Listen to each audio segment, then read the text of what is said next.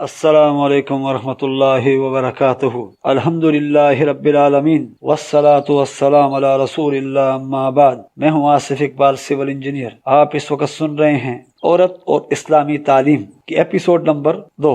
کیا تم اس وقت موجود تھے جب یعقوب پر موت کی گھڑی وارد ہوئی اور اس نے اپنے بیٹوں سے پوچھا تھا، میرے بعد تم کس کی عبادت کرو گے؟ انہوں نے کہا، ہم تیرے خدا، تیرے آبا ابراہیم اور اسماعیل اور اسحاق کے خدا کی عبادت کریں گے جو خدا واحد ہے، اور ہم اسی خدا کے ماننے والے ہیں۔ یہاں حضرت اسماعیل کو بھی حضرت یعقوب کے آبا میں شامل کیا ہے، حالانکہ وہ ان کے چچا تھے۔ آیت نمبر 133 سورہ بقرہ۔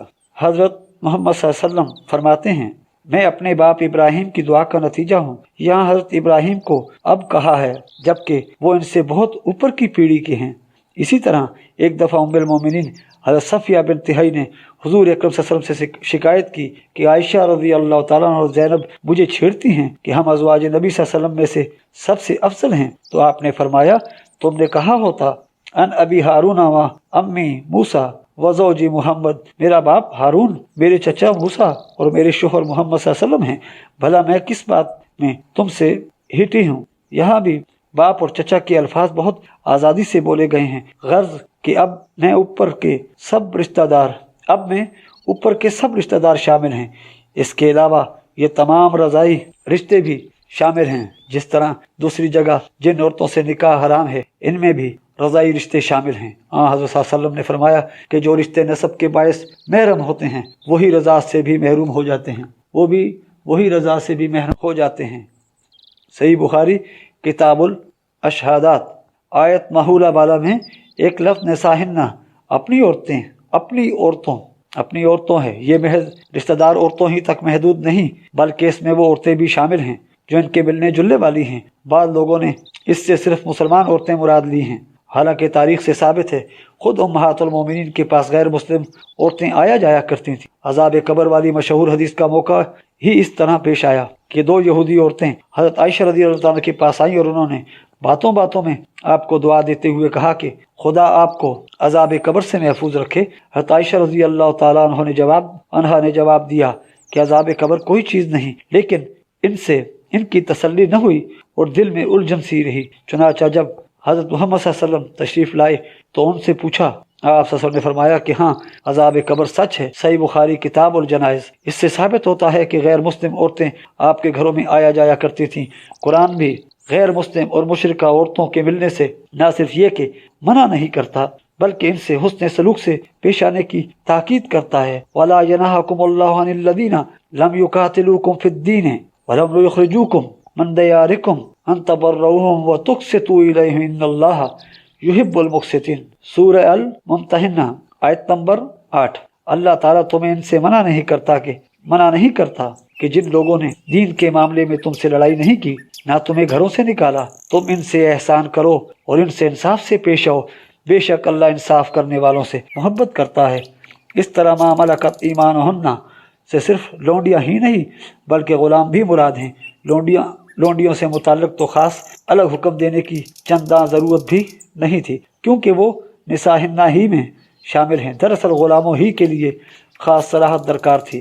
گھریلو کام کاج کے لیے ادنا خادم، سکہ، خاکروب وغیرہ بھی اسی میں شامل ہیں۔ اور اس کے بعد فرمایا کہ ایسے خادم بھی جنہیں شادی کی ضرورت نہ ہو، جیسا کہ ابن کثیر نے لکھا ہے، اس سے مراد مزدور اور ملازم اور خادم ہیں، اور جو عورتوں سے کم درجے کے ہیں، نیز وہ سادہ لو اور شریف طبع مرد جو نہ تو عورتوں سے متعلق خیال کرتے ہیں نہ جنسی میلان رکھتے ہیں۔ ہو سکتا ہے کہ وہ کبیر الاسم ہونے کی وجہ سے ایسے ہوں یا کسی پیدائشی کمزوری کے باعث اس قابل نہ ہوں، جیسے مہنس، جو لوگ سماجی لحاظ سے ایسے کم درجے کے ہیں کہ خود عورت کے یا اس کے شوہر کے ماتحت اور دست نگر ہیں۔ ان سے یہ امید نہیں کی جا سکتی کہ وہ کسی وقت اس صورت سے متعلق کوئی قابل اعتراض خیال اپنے دل میں لائیں گے، اگرچہ ان آخری 3 صورتوں میں یہ حکم عام ہے، لیکن بہرحال گھر کے مردوں کا یہ فرض ہے کہ وہ اس بات کی احتیاط رکھیں کہ جو غیر عورتیں ان کے گھروں میں آ رہی ہیں، ان کے اخلاق کیسے ہیں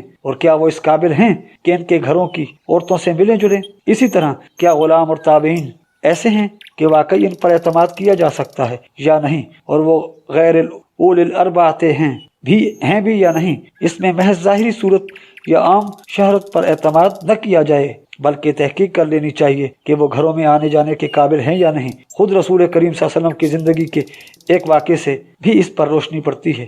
مدینہ میں ایک مہنس مرد تھا جو حضرت محمد صلی اللہ علیہ وسلم کے گھر میں آیا جایا کرتا تھا اور اس کی جسمانی حالت کے پیش نظر کوئی اسے گھروں کے اندر آنے جانے سے روکتا نہیں تھا. ایک مرتبہ وہ حضرت ام سلمہ رضی اللہ تعالیٰ عنہ کے پاس بیٹھا ان کے بھائی عبداللہ بن امیہ سے بات چیت کر رہا تھا اور ان سے کہہ رہا تھا کہ اگر کل طائف فتح ہو گیا تو میں تمہیں غیلان سقفی کی بیٹی ہادیہ دکھلاؤں گا. وہ اتنی خوبصورت ہے کہ جب وہ سامنے سے آ رہی ہو تو اس کے پیٹ کے 4 بل دکھائی دیتے ہیں اور جب پلٹتی ہے تو 8 بل نظر آتے ہیں. صحیح مسلم اور صحیح بخاری متفق علیہ حدیث ہے. اور اس کے بعد اس نے چند عریاں لفظوں میں اس کے 70 کی تعریف کی. اتفاق سے جب وہ باتیں کر رہا تھا حضور اکرم صلی اللہ علیہ وسلم باہر سے گھر میں داخل ہوئے. آپ نے اس کے یہ آخری لفظ سن لیے. اس پر آپ بہت خفا ہوئے اور فرمایا اے دشمن خدا, اس کا یہ مطلب ہے کہ تو نے اس عورت کو نظر بھر کے دیکھا. پھر حکم دیا کہ چونکہ یہ شخص عورتوں کے معاملات سے واقف ہے اس لیے یہ آج سے ازواج مطہرات کے پاس نہ آنے پائے. بات کو اسے مدینہ سے بھی باہر چلے جانے کا حکم دے دیا. آخر میں نابالغوں سے متعلق حکم دیا. نابالغوں اور خادموں کے لیے دوسری جگہ مزید تفصیل ملتی ہے. سورہ نور آیت نمبر 58. اے لوگوں جو ایمان لائے ہو, مناسب ہے کہ وہ لوگ جن کے تمہارے دانے ہاتھ مالک ہوئے ہیں اور تم میں سے وہ لوگ جو ابھی تک سن بلوغ کو نہیں پہنچے وہ تمہارے گھروں میں آنے سے پہلے 3 وقتوں میں اجازت لے لیا کریں. نماز فجر سے پہلے اور دوپہر کی گرمی کے وقت جب آرام کرنے کے لیے تم نے اپنے کپڑے اتار رکھے ہوں, اور عشاء کی نماز کے بعد. یہ تینوں اوقات تمہاری خلوت کے ہیں. ان کے علاوہ نہ تم پر اور نہ ان پر کوئی گناہ ہے. تم بلا تکلف ایک دوسرے کے پاس آ جا سکتے ہو. اسی طرح اللہ تعالیٰ اپنے احکام تمہیں وضاحت سے بتاتا ہے اور اللہ بہت جاننے والا حکمت والا ہے. گویا دوسرے اوقات میں خدام اور نابالغ لڑکوں کے آنے جانے پر ایسی پابندی نہیں اور نہ انہیں اندر آنے کے لیے خاص اجازت دینے کی ضرورت ہے اور نہ ان سے میاں بیوی کو خاص طور پر پردے ہی کی حاجت ہے. اس میں زندگی کی مصلحتوں اور روزمرہ کی ضرورتوں کا جیسا حکیمانہ لحاظ رکھا گیا ہے وہ ظاہر ہے. استئذان سورہ نور میں جن مردوں کا ذکر ہوا ہے ان کے علاوہ اور سب مردوں سے عورت کو اپنی زینت اور آرائش چھپانا چاہیے. اسی لیے حکم دیا گیا ہے کہ اگر کوئی غیر محرم شخص کسی دوسرے کے گھر جائے تو اطلاع کرائے بغیر اندر گھس نہ جائے, کیونکہ عین ممکن ہے کہ گھر کی مستورات بے تکلف بیٹھی ہوں جیسا کہ گھروں کے اندر عموماً ہوتا ہے. اس صورت میں اس کے یوں بغیر اطلاع اندر آ جانے سے انہیں پریشانی ہوگی. شریعت کی اصطلاح میں اسے استئذان کہتے ہیں جس کے معنی ہیں اذن یعنی اجازت طلب کرنا. اس سلسلے میں سب سے پہلے ایک عام حکم دیا گیا ہے جو سورہ نور کی آیت نمبر 27 تا 28 میں اے لوگو جو ایمان لائے ہو اپنے گھروں کے سوا دوسرے گھروں میں اس وقت تک داخل نہ ہو جب تک اس امر کی اجازت نہ لے لو اور اہل خانہ پر سلام کہو. یہ تمہارے لیے بہتر ہے کہ تم ان باتوں سے نصیحت حاصل کرو. اور اگر گھر میں کوئی نہ ہو تو ان میں داخل نہ ہو تا وقت یہ کہ تمہیں ایسا کرنے کی اجازت دے دی جائے, اور اگر تم سے لوٹ جانے کو کہا جائے تو لوٹ جاؤ. یہ تمہارے لیے زیادہ پاکیزگی کا موجب ہے اور جو کچھ تم کرتے ہو اللہ اس سے خوب واقف ہے. خود حضرت محمد صلی اللہ علیہ وسلم کا یہی دستور تھا کہ وہ کسی کے ہاں جاتے تو دروازے پر سے السلام علیکم فرماتے تاکہ صاحب خانہ کو معلوم ہو جائے اور وہ آپ کو اندر آنے کی اجازت دے دے. اگر پہلی بار کوئی جواب نہ ملتا تو دوسری مرتبہ السلام علیکم کہتے. اگر اب بھی کوئی جواب نہ ملتا تو تیسری مرتبہ بھی پھر یہی کرتے اور اس کے بعد بھی جواب نہ ملنے پر واپس تشریف لے جاتے. مشہور واقعہ ہے کہ آپ صلی اللہ علیہ وسلم ایک مرتبہ سعد بن عبادہ کے گھر تشریف لے گئے. حسب معمول السلام علیکم کہا. سعد نے جواب میں آہستہ سے وعلیکم السلام کہا جو آپ سن نہ سکے. اسی طرح 3 بار ہوا. آخر جب آپ صلی اللہ علیہ وسلم یہ خیال کر کے واپس جانے لگے کہ غالباً گھر پر کوئی نہیں تو حضرت سعد دوڑ کر آئے اور آپ صلی اللہ علیہ وسلم کو ساتھ لے گئے اور کہا حضور میں نے جواب تو دیا تھا لیکن آہستہ سے, کیونکہ میں یہ چاہتا تھا کہ آپ زیادہ سے زیادہ بار میرے لیے دعا کریں. السلام علیکم بھی سلامتی کی دعا ہے. انہی معنوں میں حضرت ابو موسیٰ اشعری رضی اللہ عنہ سے روایت ہے, کہتے ہیں کہ رسول اکرم صلی اللہ علیہ وسلم نے مجھ سے فرمایا جب تم میں سے کوئی شخص کسی کے گھر میں داخل ہونے کے لیے 3 مرتبہ اجازت طلب کرے اور اس کو اجازت نہ ملے تو چاہیے کہ واپس چلا جائے. متفق علیہ. اگر سلام کے جواب میں صاحب خانہ مکان کے اندر سے نام وغیرہ پوچھے تو فوراً اپنا نام بتانا چاہیے۔ مسلم کتاب الآداب۔ حضرت جابر رضی اللہ تعالیٰ عنہ کہتے ہیں کہ میں حضور اکرم صلی اللہ علیہ وسلم کے پاس گیا اور اندر آنے کی اجازت طلب کی تو آپ صلی اللہ علیہ وسلم نے اندر سے پوچھا کون ہے؟ میں نے عرض کیا میں ہوں۔ اس پر آپ صلی اللہ علیہ وسلم نے ناگواری سے فرمایا میں ہوں اور باہر تشریف لے آئے۔ کوئی آپ صلی اللہ علیہ وسلم نے محض میں ہوں جواب دینے کو ناپسند فرمایا۔ غرض یہ تھی کہ پوچھنے پر اپنا نام بتانا چاہیے، محض میں ہوں کہنے سے کیا معلوم ہوگا کہ کون ہے؟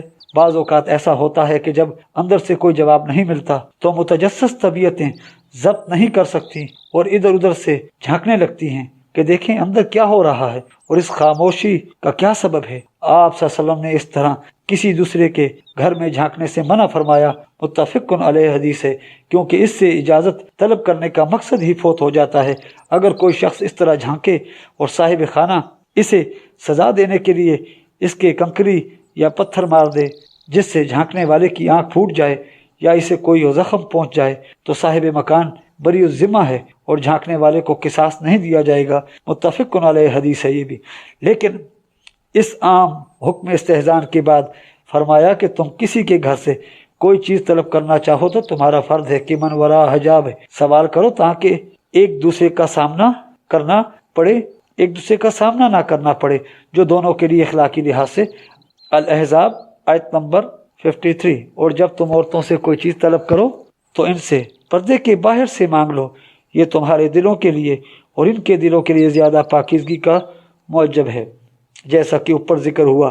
غرض یہ ہے کہ گھر میں عموماً آدمی تکلف سے نہیں بیٹھتا اور غیر محرم کے سامنے آنے میں جس تکلف کی ضرورت ہے اگر اس کے بغیر پردے کے پیچھے ہی سے کام نکل جائے تو کیا ضرورت ہے کہ عورت مرد کے سامنے آئے؟ چونکہ بلا ضرورت مرد اور عورت کے ایک دوسرے کے سامنے آنے جانے سے معاشرتی خرابیوں کی پیدا ہونے کا اندیشہ ہے، اس لیے فرمایا کہ جہاں آمنے سامنے ہوئے بغیر مطلب حل ہو سکتا ہے وہاں بے شک پردے کی اوٹ سے بات کر لو۔ یہاں پیرایا بیان نہیں بلیغ اختیار کیا ہے۔ اس سے مراد عورت دونوں کے لیے، مرد اور عورت دونوں کے لیے پاکیزگی کا موجب بتایا ہے۔ اس سے یہ بھی ثابت ہوا کہ عورت کو غیر محرم سے بات چیت کرنے کی ممانعت نہیں۔ دوسری جگہ اس سے متعلق خاص عورتوں کو مخاطب کرتے ہوئے زیادہ وضاحت سے فرمایا، سورہ احزاب آیت نمبر 32، اور کسی دوسرے شخص سے نزاکت اور ملائمت سے گفتگو نہ کرو، مبادا کسی کے دل میں پہلے سے کوئی رذیل خیال ہو اور تمہاری گفتگو سے کوئی اور خواہش یا ہوس پیدا ہو جائے۔ ہاں جو بات کرو وہ شائستگی اور نیکی سے کرو۔ بعض لوگوں نے لکھا ہے کہ ان محرم مردوں کے علاوہ جن کا ذکر سورہ نور آیت نمبر 31 میں ہوا ہے، عورت کے لیے کسی اور غیر مرد کی شکل تک دیکھنا منع ہے، خواہ یہ کسی بری نیت سے نہ بھی ہو۔ انہوں نے استدلال حضرت عبداللہ ابن مکتوم والی حدیث سے کیا ہے۔ ابن ام مکتوم نابینا تھے۔ ام المومنین حضرت ام سلمہ سے روایت ہے کہ میں اور میمونہ یا عائشہ رضی اللہ تعالیٰ عنہ رسول اکرم صلی اللہ علیہ وسلم کی خدمت میں حاضر تھیں کہ ابن ام مکتوم آئے۔ رسول اکرم صلی اللہ علیہ وسلم نے ہم سے فرمایا کہ اس سے پردہ کر لو۔ میں نے عرض کیا یا رسول اللہ صلی اللہ علیہ وسلم وہ تو اندھے ہیں، نہ ہمیں دیکھ سکتے ہیں نہ پہچان سکتے ہیں۔ آپ صلی اللہ علیہ وسلم نے فرمایا کیا تم دونوں بھی اندھی ہو کہ اسے دیکھ نہیں سکتی؟ یہ حدیث ترمذی میں موجود ہے۔ اس حدیث سے یہ نتیجہ اخذ کرنے کی کوشش کی گئی ہے کہ عورت کے لیے کسی غیر مرد کو دیکھنا منع ہے، خواہ یہ شہوت کی نظر سے نہ بھی ہو۔ اگر اس امر سے قطع نظر بھی کر لی جائے کہ یہ عملاً ناممکن ہے تو بھی یہ استدلال اس متفق علیہ حدیث کے خلاف ہے جس میں ذکر ہے کہ ایک مرتبہ عید کے دن بعد حبشی مسجد میں نیزوں سے کرتب دکھا رہے تھے اور حضرت عائشہ رضی اللہ تعالیٰ عنہ نے رسول حضرت محمد صلی اللہ علیہ وسلم کی پشت پر کھڑے ہو کر ان کے شانے کے اوپر سے یہ سارا تماشا دیکھا تھا، کیونکہ وہاں بھی تماشا دکھانے والے غیر محرم تھے۔ خیال ہوتا ہے کہ شاید اس خاص موقع پر ابن ام مکتوم کے لباس یا وضع قطع میں کوئی خاص چیز قابل اعتراض تھی جس کا دیکھنا امہات المومنین کے لیے مناسب نہ رہا ہوگا، اور اسی لیے آپ نے فرمایا مانا وہ نابینا ہے لیکن کیا تم نہیں دیکھ رہی ہو کہ وہ کس حال میں ہیں؟ پس ان کی طرف نہ دیکھو۔ اور اگر یہ توجیہ درست نہ ہو تو پھر اس بخاری اور مسلم کی مندرجہ सदर मुत्तफ़िक़ुन अलैह हदीस को तरजीह दी जाएगी बैरून खाना ज़िंदगी और पर्दा। इस्लाम औरतों को ज़रूरत से घर से बाहर जाने को मना नहीं करता। खुद अहद नबी सल्लल्लाहु अलैहि वसल्लम में ऐसे वाक़यात की कमी नहीं जब औरतों ने जंग में हिस्सा लिया। वो सिपाहियों को पानी पिलाती और ज़ख्मियों की मरहम पट्टी करती थीं। मुस्लिम किताबुल इमारा बाज़ औक़ात मजरूहों को, मकतूलों की लाशों को वापस मदीने लाने का काम इनके ज़िम्मा होता था। बुखारी किताबुल जिहाद औरतें घर से बाहर के काम काज में भी अपने मर्दों का हाथ बटाती थीं। जाहिर है कि ये सब कुछ मुमकिन नहीं था अगर औरतों को आज़ादी से बाहर आने जाने की इजाज़त न होती। लेकिन जहाँ इस्लाम ने ज़रूरत से बाहर आने जाने से मना किया, वहीं बाहर जाने के चंद आदाब भी मुकर्रर कर दिए हैं। अव्वल, आम हालात में औरत को चाहिए कि अपना मुंह ढक कर चले। फरमाया सूरह अहज़ाब आयत नंबर 59, ए नबी अपनी बीवियों और बेटियों और मोमिनों की औरतों से कह दो कि वो बाहर निकलते वक्त अपनी चादर अपने ऊपर डाल लिया करें। ये बेहतर है कि लोग इन्हें पहचान लें ताकि कोई इन्हें एज़ा न दे सके। जलबाब वो चादर है जिसे औरतें अपने सारे लिबास के ऊपर ओढ़ती हैं और ये खम्मार यानी ओढ़नी से बड़ी होती है जो सिर्फ सर पर ओढ़ने के काम आती है। हुक्म दिया युद्दीन अलैहिन्ना मिन जलाबिबिहिन्न। यहाँ मिन तबाइज़ का है। ब्याज़वी ने भी लिखा है यानी वो चादर का कुछ हिस्सा अपने मुंह पर डाल लें या लटकाएं। मुराद ये है कि जब औरत घर से निकलेगी तो ज़रूरत है कि वो अपने जिस्म और लिबास की आराइश छुपाने के लिए, जैसा कि पहले लिखा जा चुका है, एक बड़ी सी चादर ओढ़ ले। लेकिन यहाँ मज़ीद हिदायत ये है कि वो इसका कुछ हिस्सा अपने ऊपर डाल ले, जिससे साफ मुराद ये है कि वो अपना चेहरा पोशीदा कर ले, यानी पर्दा है। मुतअद्दिद हदीसों से इस अमर की तायद होती है कि खुद सदर इस्लाम में इससे यही मुराद दिया गया है, मुँह छुपाया जाए। हज़रत अनस रज़ी अल्लाह से रिवायत है कि हज़रत मोहम्मद सल्लल्लाहु अलैहि वसल्लम ने उम्मुल मोमिनीन सफ़िया बिन्त हुयई से ग़ज़वा खैबर में निकाह किया। वो कैदियों में आई थी। हुज़ूर अकरम सल्लल्लाहु अलैहि वसल्लम ने उन्हें आज़ाद करके अपनी ज़ौजियत में ले लिया। अगली सुबह दावत वलीमा में सहाबा में आपस में गुफ्तगू होने लगी कि ना मालूम आपने सफ़िया से निकाह किया है या इनको लोंडी बनाया है। इस पर इनमें से किसी ने कहा कि अगर हुजूर ने सफ़िया को पर्दे में रखा तो समझ लो कि इनसे निकाह किया है, और अगर पर्दा न कराएं तो वो लोंडी हैं। जब हुजूर ने सवार होने का इरादा किया तो सफ़िया के लिए पर्दा कराया और वो ऊँट के पीछे हिस्से पर बैठ गईं। लोगों ने जो ये देखा तो उन्हें मालूम हो गया कि आप सल्लल्लाहु अलैहि वसल्लम ने इनसे निकाह किया है। फिर जब लोग मदीना के करीब पहुँचे तो हुज़ूर अकरम सल्लल्लाहु अलैहि वसल्लम तेज़ी से रवाना हुए। आपकी ऊँटनी गज़बाग ने एक मकाम पर ठोकर खाई, महमल की रस्सी टूट गई और आप और सफ़िया दोनों इससे नीचे गिर पड़े। आपने फ़ौरन उठकर सफ़िया को पर्दे में ले लिया। सही मुस्लिम किताबुल निकाह हज़रत अनस रज़ी अल्लाह तआला से ही मरवी है।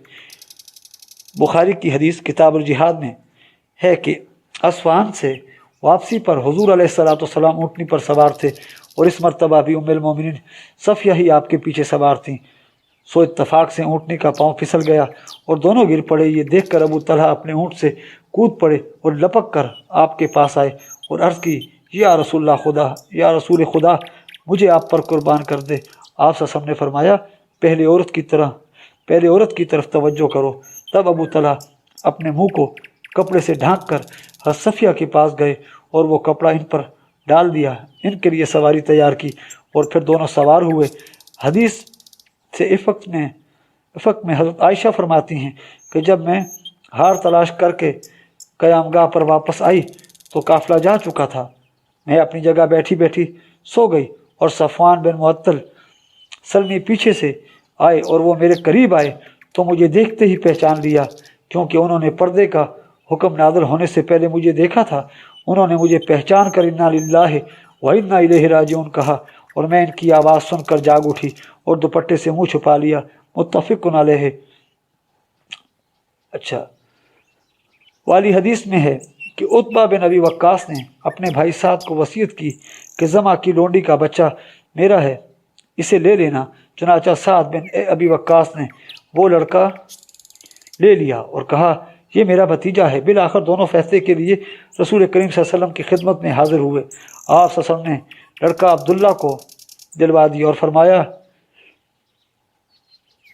بچہ اسی کا ہے جس کے بستر پر پیدا ہو، لیکن بعد کو جب لڑکے میں عتبہ کی مشابہت دکھی تو ام المومنین حضرت سودا بنت زمعہ کو اس سے پردہ کرنے کا حکم دیا۔ چنانچہ لڑکے نے مرتے دم تک حضرت سودا کو نہیں دیکھا۔ متفق علیہ حدیث ہے۔ ایسے ہی اور بھی کئی واقعات پیش کیے جا سکتے ہیں۔ ان سب سے یہی بات ثابت ہوتی ہے کہ شعراء علیہ السلام نے منہ کا پوشیدہ کرنا پردے کے حکم میں شامل قرار دیا ہے، لیکن اس سے پہلے جو عام حکم الا ما ظہر منہا دیا جا چکا ہے وہ یہاں بھی نافذ ہوگا، یعنی عورتیں اپنی آرائش کو ظاہر نہ کرتی ہوئی عام طور پر چہرہ پوشیدہ رکھیں گی۔ ہاں، اگر اس کے باوجود ضرورت سے منہ یا ہاتھ وغیرہ کھولنا پڑے یا استرار ننگے ہو جائیں تو اس میں مذائقہ نہیں۔ گھروں کے اندر کی زندگی میں یہ حکم بیان ہو چکا ہے، وَلَا يَضْرِبَنَّ بِأَرْجُلِهِنَّ لِيُعَلَّمَ مَا يُخْفِينَ مِنْ زِينَتِهِنَّ سورہ نور آیت نمبر 24، کہ وہ اپنے پاؤں اس طرح زمین پر نہ ماریں جس سے ان کی پوشیدہ زینت ظاہر ہو جائے، یعنی اگر ان کے پاؤں میں کوئی زیور ہو، پازیب یا جھانجھ وغیرہ، تو اس طرح نہ چلیں کہ اس سے آواز پیدا ہو جو دوسروں کو سنائی دے اور وہ ان کی طرف متوجہ ہو جائیں۔ اس کا مطلب یہ نہیں کہ گھروں کے اندر تو وہ ایسا نہ کریں، لیکن باہر جانے پر انہیں ایسا کرنے کی اجازت ہے، بلکہ اس سے مراد یہ ہے کہ ایسی بات جس کی گھر کے اندر بھی اجازت نہیں، گھر کے باہر تو اس کی پابندی اور بھی ضروری ہے۔ یہی مقصد پیش نظر رکھتے ہوئے حضرت محمد صلی اللہ علیہ وسلم نے حکم دیا ہے کہ عورت خوشبو لگا کر گھر سے باہر نہ جائے، کیونکہ یہ بھی غیروں کی توجہ اس کی طرف مبذول کرنے کا باعث ہوگی۔ ابی داؤد، ترمذی اور نسائی، اور اس طرح زینت کو ظاہر نہ کرنے کا مقصد ہی فوت ہو جائے گا، کیونکہ آواز اور خوشبو سے لوگ خواہ مخواہ متوجہ ہو جائیں گے۔ اس لیے دوسرا حکم دیا کہ اپنی چال ایسی رکھو جس سے شرم و حیا ٹپکے، ایسا نہ ہو کہ اسی سے دوسروں کی توجہ تمہاری طرف کھنچ جائے۔ دوسری جگہ چال سے متعلق ایک عام اصول بیان کیا گیا ہے، سورہ لقمان آیت نمبر 18، اور تکبر سے لوگوں سے منہ نہ پھیر لے اور نہ اکڑ اکڑ کر زمین پر چل، کہ اللہ تعالیٰ کسی مغرور اور شیخی باز کو پسند نہیں کرتا۔ اگرچہ یہاں خطاب صیغہ مذکر سے کیا ہے، لیکن اس کا یہ مطلب نہیں کہ عورتوں کو اجازت ہے کہ وہ اکڑتی ہوئی چل سکتی ہیں، بلکہ یہ قانونی اسلوب کلام ہے، اور حکم مرد اور عورت دونوں کے لیے یکساں ہے۔ قرآن میں چال سے متعلق ایک واقعہ بھی بیان ہوا ہے، جب موسیٰ علیہ السلام مدین کے شیخ کبیر کی دونوں صاحبزادیوں سے ملے اور بعد کو ان میں سے ایک اپنے والد کی طرف سے انہیں بلانے کو آئی تو فرمایا ہے، سورہ قصص آیت نمبر 25، بعد کو ان دونوں میں سے ایک شرم و حیا سے چلتی ہوئی ان کے پاس آئی۔ اگرچہ یہ خاص واقعہ کا بیان ہے، مگر اس کے ذکر سے یہی ثابت ہے کہ عورت کی چال میں حیا مستحسن بات ہے۔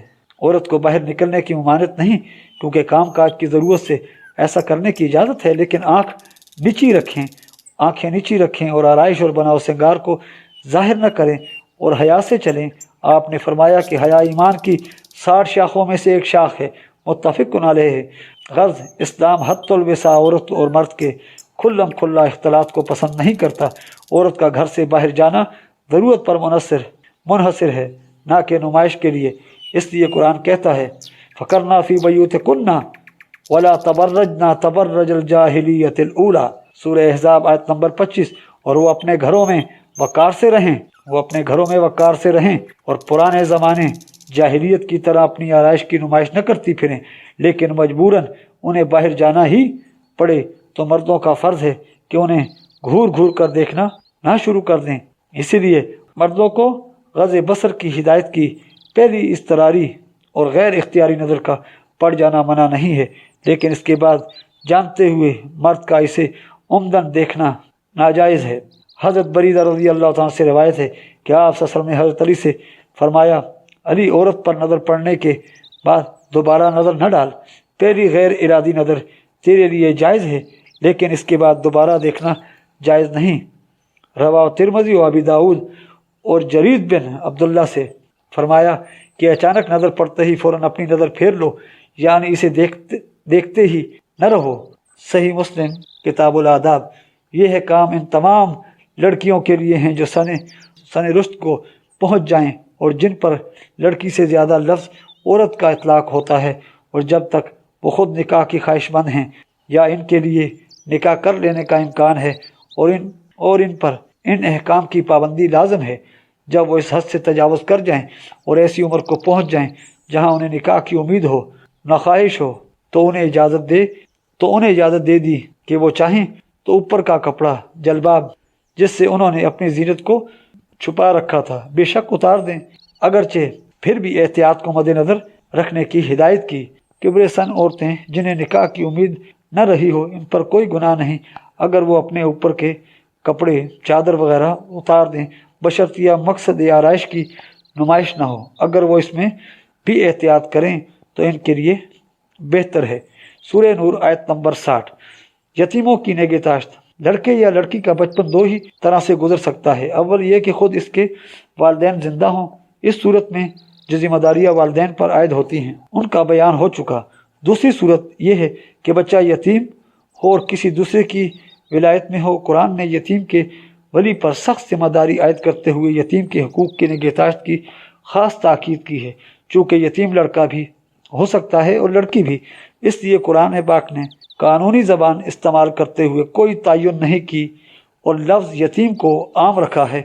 इस जगह हम इससे सिर्फ औरत मुराद लेंगे, अगरचे यही अहकाम यतीम लड़के के बारे में भी हैं। फरमाया, और वो लोग तुमसे यतीमों के बारे में सवाल करते हैं, इनसे कहो जिस बात में इन यतीमों की इस्लाह और बेहतरी है वो तुम्हारे लिए भी बेहतर है, और अगर तुम इनसे मिलजुल कर रहो तो वो तुम्हारे भाई बंद हैं, और अल्लाह जानता है कि कौन मुफसिद है और कौन मुस्लिह, और अगर अल्लाह चाहता तो तुम्हें सख्त मुश्किल में डालता, वो इख्तियार वाला और हिकमत वाला है। इस एक आयत में वो तमाम जिम्मेदारियाँ बयान कर दी जो यतीमों के वलियों पर आयद हो सकती हैं। सबसे अव्वल फरमाया कि यतीमों से मुताल्लिक़ कोई ख़ास कानून और रसूल कायम करने की ज़रूरत नहीं। हर एक शख्स खुद गौर करके फ़ैसला कर सकता है कि इनके लिए क्या करना बेहतर होगा। इनकी जान, इनके माल, इनके अखलाक, इनकी तालीम वगैरह तमाम उमूर में जो बात भी इनके लिए बेहतर है वो की जाए। वली जिस तरह अपनी औलाद से मुताल्लिक़ फ़ैसला करते हुए हमेशा इनकी बेहतरी और भलाई मद्देनज़र रखता है और इस पर तवज्जो और मेहनत से अमल करता है, वही हक इन यतीमों का है। फिर फरमाया, ना समझा जाए कि जो तुम कर रहे हो ये सिर्फ उन्हीं के लिए बेहतरी और इस्लाह का मौजब है, बल्कि ये तुम्हारे लिए भी बायस खैर व बरकत होगा, क्योंकि यही यतीम बड़े होकर कौम के अफराद बनेंगे।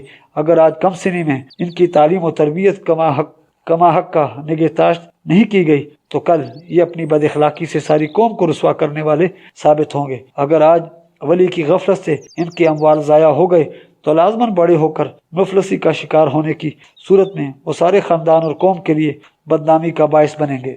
इसका इलाज ये है कि इनसे मिलजुल कर रहो, क्योंकि बहरहाल वो तुम्हारे भाई बंद हैं। तुम्हें इनसे मगायरत और नफरत करना जायज़ नहीं। तुम्हारा फ़र्ज है कि उन्हें अपने घरों में रखो। इनसे मेल जोल में कोई इम्तियाज़ न रखा जाए ताकि इन्हें ये महसूस भी ना हो कि हमारे माँ बाप हमारे सरों पर मौजूद नहीं। जहाँ इनसे मेल जोल में इम्तियाज़ नुकसान का बायस हो सकता है, वहीं इनके माल को भी बेकार न पड़ा रहने दो, इसे भी अपने माल के साथ मिला लो। इससे तिजारत करो ताकि तुम्हारे माल के साथ इनके माल में भी इजाफा हो, और जब वो बालिग हो जाएं तो किसी दूसरे के मोहताज ना हो और अपने माल और दौलत से ख़ानदान और कौम के लिए क़ुव्वत व अज़मत का ज़रिया साबित हों। इस आयत की शान नज़ूल में हज़रत इब्न अब्बास रज़ी अल्लाह तआला से मरवी है कि जब ये आयत नाज़िल हुई, सूरह अनाम की आयत नंबर 152, यानी यतीम के माल के पास तक ना भटको, अलबत्ता ऐसे तरीके से जो नेकी पर मबनी हो, और इन्नल्लज़ीना याकुलूना अम्वाल यतामा ज़ुल्मन, सूरह निसा आयत नंबर 10, जो लोग यतीमों का माल जुल्म से खा जाते हैं, तो जिन लोगों की निगरानी में یتیم بچے تھے انہوں نے سخت احتیاط برتنا شروع کر دی، ان کے کھانے کا سامان اپنے سامان سے علیحدہ کر دیا، ان کے پینے کی چیزوں کو اپنے پینے کی چیزوں سے الگ کر دیا، جو کھانا یتیموں کے کھانے سے بچ رہتا اسے اٹھا رکھتے، یا تو یتیم ہی اسے دوسرے وقت کھا لیتا یا وہ سڑ جاتا۔ یہ بات یتیموں کے سرپرستوں کو ناگوار ہوئی اور انہوں نے رسول کریم صلی اللہ علیہ وسلم سے اس کا ذکر کیا تو اللہ تعالیٰ نے اس معاملے میں حکم نازل فرمایا۔ سورہ بقرہ آیت نمبر 220۔ اس حکم کے نازل ہونے کے بعد لوگوں نے یتیموں کا کھانا پینا اپنے کھانے پینے کے ساتھ یکجا کر لیا۔ ابی داؤد کتاب الوصایا۔ اس سے معلوم ہوتا ہے کہ مخالفت سے محض یتیموں کی اپنی ذاتی مخالطت ہی نہیں بلکہ ان کے اموال کی مخالطت بھی مراد ہے۔ بعض لوگ یتیموں کو اس لیے اپنے گھروں میں رکھ لیتے ہیں کہ ان کے مال کو خرد برد کر جائیں اور ان کی کمزوری سے ناجائز فائدہ اٹھائیں۔ ایسے لوگوں کو ڈرایا ہے کہ ممکن ہے کہ تم لوگوں کو یہ دھوکہ دینے میں کامیاب ہو جاؤ، تم لوگوں کو دھوکہ دینے میں کامیاب ہو جاؤ کہ دیکھو ہم یتیموں کو گھر میں رکھے ہوئے ہیں اور ان کے پالنے پوسنے کا سارا خرچ برداشت کر رہے ہیں، گویا یتیموں پر اور ان کے خاندان کے دوسرے لوگوں پر بڑا احسان کر رہے ہو، لیکن تم اللہ تعالیٰ کو دھوکہ نہیں دے سکتے۔ خوب جانتا ہے کہ اس سے تمہارا مقصد یتیموں کی پرورش سے زیادہ اپنے نفس کی پرورش کرنا ہے، بس خبردار رہو وہ عزیز بھی ہے اور حکیم بھی۔ سب سے اخیر میں ارشاد کیا گیا کہ اگر تمہاری نیت درست ہے اور تم واقعی یتیم کی اصلاح اور اس کے اخلاق کی درستی اور اس کے اموال کی حفاظت کے مقصد سے اسے اپنی سرپرستی میں لیتے ہو تو پھر تمہیں نہ دنیا کی لعنت اور ملامت کی پرواہ کرنا چاہیے، نہ اپنی کمزوریوں یا اللہ کی طرف سے عائد کردہ پابندیوں سے ڈرنا چاہیے۔ آج تک یتیموں کے ساتھ جو ناانصافی ہوتی رہی ہے اس کا تقاضا تو یہ تھا کہ ان سے متعلق سخت احکام و قوانین نافذ کیے جاتے، لیکن اللہ تعالیٰ تمہیں کسی مشکل میں نہیں ڈالنا چاہتا، صرف اتنا ہی حکم دیتا ہے کہ تم اپنے وسعت اور عقل کے مطابق جو کچھ ان کے لیے بہتر خیال کرتے ہو اس پر عمل کرو اور نیک نیتی سے ان کی اصلاح اور تربیت کرتے رہو۔ اللہ تعالیٰ اس میں برکت دے گا اور تمہاری بے اختیاری غلطیوں کی وجہ سے باز پرس نہیں ہوگی۔ اور یتیموں کا مال دیانتداری سے ان کے حوالے کرو اور اچھی چیز کو بری سے نہ بدلو، نہ ان کے مال کو اپنے مال کے ساتھ ملا کر خرد برد کر جاؤ۔ ایسا فعل بہت بڑا گناہ ہے، چونکہ ان کے مال کی اپنے مال کے ساتھ مخالطت کی اجازت ہی تھی، اس لیے فرمایا کہ کہیں ایسا نہ ہو کہ تم تجارت میں لگے رہو اور یتیموں کو اپنی ذاتی خرچ اور تعلیم وغیرہ کے لیے تکلیف ہو۔ تمہارا فرض ہے کہ ان کے مال میں سے ان کو تعلیم دلاؤ اور ان کی دوسری ضروریات بھی مہیا کرتے رہو۔ اس عمر میں ان کی حیثیت کا خیال رکھا جائے۔ اچھی چیز کو بری سے بدلنے سے مراد یہ ہے کہ ممکن ہے یتیم کا مال اور سامان بہتر ہو اور اس کی خوبصورتی اور عمدگی دیکھ کر ولی کا دل للچا جائے اور وہ اپنی کم قیمت اور گھٹیا چیز اس سے بدل کر اسے ہضم کر جائے۔ نیز یہ مطلب بھی ہو سکتا ہے کہ ولی اپنا مال جو اس کے لیے حلال اور طیب ہے اسے چھوڑ کر یتیم کے مال کو جو اس کے لیے حرام اور خبیث مال کی طرح ہے غبن کرنا اور اسے اپنی ذاتی ضرورتوں میں خرچ کرنا شروع کر دے۔ اس لیے فرمایا کہ تم یتیم کے اموال کو اپنے اموال کے ساتھ شریک کر کے تجارت کر سکتے ہو، بشرطیہ کہ تمہارا مقصد دیانتداری سے ان کے مال میں اضافہ کرنا ہو۔ ایسا نہ ہو نیت تو اسے خرد برد کرنے کی ہو اور ظاہر میں تجارت میں شرکت کر کے تم ان سے ہمدردی جتاتے رہو اور آخر میں کہہ دو کہ تجارت میں گھاٹا پڑ گیا، حساب میں کسی طرح کی کمی بیشی کر کے دھوکہ دے جاؤ۔ یہ سخت گناہ ہے، اس سے باز رہو۔ جو لوگ یتیموں کا مال کھا جاتے ہیں ان سے متعلق وعید، جو لوگ ظلم سے یتیموں کا مال کھا جاتے ہیں وہ گویا یہاں بھی اپنے پیٹوں میں انگارے بھر رہے ہیں اور آخرت میں تو دوزخ کی آگ میں جھونکے ہی جائیں گے۔ پھر اسی سلسلے میں فرمایا سورہ نساء آیت نمبر 4-5، تم اپنے مال کو نادان اور کم عمر لوگوں کے حوالے نہ کر دو، کیونکہ تمہارا مال و دولت اللہ تعالیٰ نے تمہارے لیے معیشت و زیست کا سامان بنایا ہے۔ ہاں انہیں کم سنی کے زمانے میں ان کے مال میں سے کھانے کو دو، پہننے کو دو اور انہیں نیک اور عمدہ تعلیم دو۔ اس کے ساتھ ہی ہماری آج کی ایپیسوڈ کا وقت اختتام پذیر ہوتا ہے۔ ملتے ہیں انشاءاللہ نیکسٹ ایپیسوڈ میں۔ آپ ہمارے چینل کو سبسکرائب کیجئے، ویڈیو کو لائک کیجئے، کمنٹس میں اپنی قیمتی آراء سے آگاہ کیجئے۔ اللہ حافظ۔